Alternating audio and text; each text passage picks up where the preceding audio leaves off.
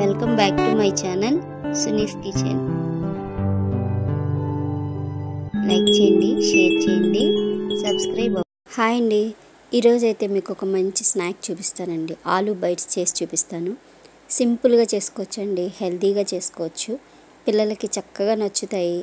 మనకి ఎలాగ పిల్లలకి స్కూల్ తెరిచారు కాబట్టి స్నాక్ బాక్స్లో పెట్టచ్చు, ఈవినింగ్ ఇవ్వచ్చు. ఇవి చల్లారిన తర్వాత ఒక కంటైనర్లో పెట్టామనుకోండి, ఒక 4-5 రోజుల వరకు వస్తాయి. టేస్ట్ కూడా చాలా బాగుంటుంది. పెద్దవాళ్ళు టీ తాగేటప్పుడు కూడా ఇవ్వచ్చు. రోజు కొత్త కొత్త స్నాక్స్ చేస్తూ ఉండాలి పిల్లల కోసం. అయితే ఈ స్నాక్ అయితే చాలా బాగుందండి. సింపుల్గా కూడా చేయొచ్చు. ఎలా చేసుకోవాలో మీకు చూపిస్తాను. ముందుగా ఎవరైనా మన ఛానల్ సబ్స్క్రైబ్ చేసుకోకపోతే సబ్స్క్రైబ్ చేసుకోండి. చూడండి, ఇప్పుడు దీనికోసం మనకి కొంచెం కారంగా మసాలా పొడి కావాలి. దీనికోసం ఒక 2 స్పూన్లు ధనియాలు, కొంచెం కరివేపాకు, 1 స్పూన్ జీలకర్ర, 10 వరకు ఎండుమిర్చి. ఈ తొడాలు తీసేసేయండి. తొడాలు తీసేసి ఎండుమిర్చితో మనం దీన్ని పొడి చేసుకోవాలి. దీంతోపాటు 1 స్పూను కసూరి మేతి లేకపోతే స్కిప్ చేసేయండి. ఇంట్లో కొత్తిమీర ఉన్న, ఎండిపోయిన పుదీనా ఉన్న అది వేసుకోండి. ఇది చూడండి, ఈ విధంగా ఇవి వేసేసుకొని, కరివేపాకు కూడా ఎండుదేనండి, ఎండు కరివేపాకు వేసాను. ఫ్రెష్ వేసినా పర్వాలేదు. ఇలా మనకి మిక్సీ పట్టేసుకోవాలి. అక్కడక్కడ ఎండుమిర్చి ఇలా కనిపిస్తూ ఇలా మిక్సీ పట్టేసుకోండి. మరీ మెత్తగా పొడి కాకుండా ఇలా కనిపించేలాగా పొడి చేసుకోండి. నేను 1 స్పూను తీసి పక్కన పెట్టుకున్నాను.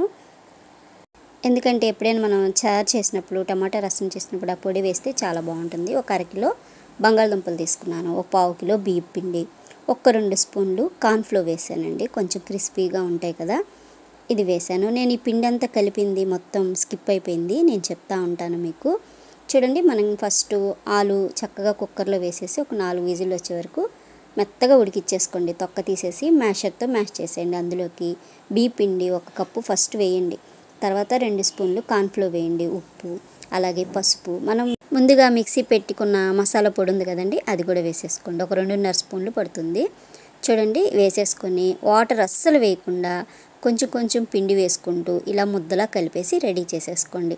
సాల్ట్ కూడా చూసుకోవచ్చు. ఒక చిన్న బౌల్ అంతా నువ్వులు తీసి రెడీగా పెట్టుకోండి. ఈ నువ్వులు మనం పిండి కలిపేటప్పుడు అందులో వేసి కలిపేయచ్చు. కాకపోతే పైన మనకి నువ్వులు కనిపించాలి అని అనుకుంటే ఈ విధంగా దీన్ని పిండిని ఒక ముద్దని ఇలా రోల్ చేసేసుకోండి. పిండి మొత్తం కట్ చేసేసి లేదా ఇలా ఉండలుగా చేసి పక్కన పెట్టుకోకండి. ఎందుకంటే ఆలు కదండి, చాలా సాఫ్ట్గా ఉంటుంది, అంటుకుపోతుంది, మనకి చేతికి అంటుకుంటుంది, అలాగే పీటకు అంటుకుంటుంది. ఈ విధంగా వేసేసుకొని చూడండి, చాలా సాఫ్ట్గా ఉంది. మనం చేతితో కూడా ఇలా ఒత్తేసుకోవచ్చు.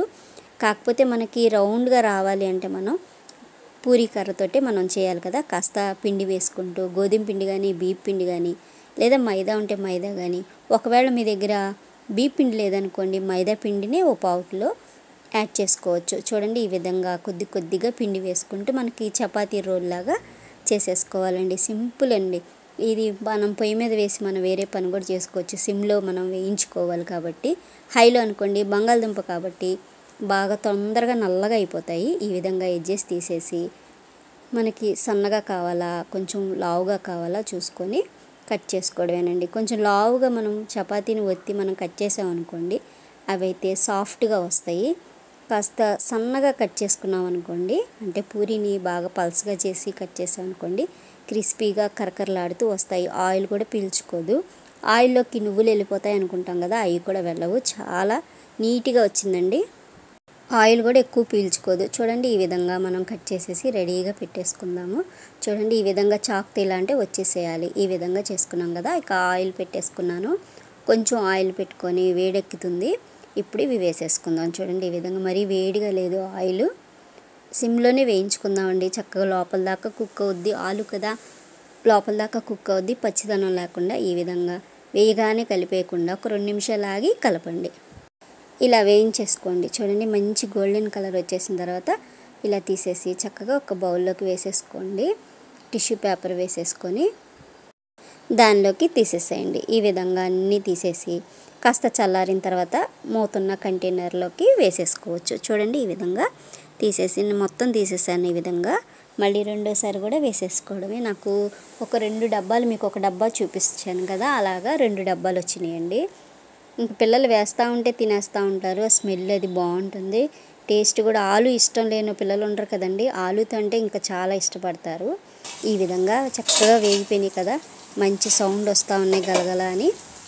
ఇలా అన్నీ వేయించేసుకోవడమేనండి. ఇలా సర్వ్ చేయొచ్చు చక్కగా టీలోకి, అలాగే పిల్లల స్నాక్ బాక్స్లోకి, స్నాక్స్లోకి చాలా టేస్టీగా సింపుల్గా అయిపోయినాయి. ట్రై చేయండి.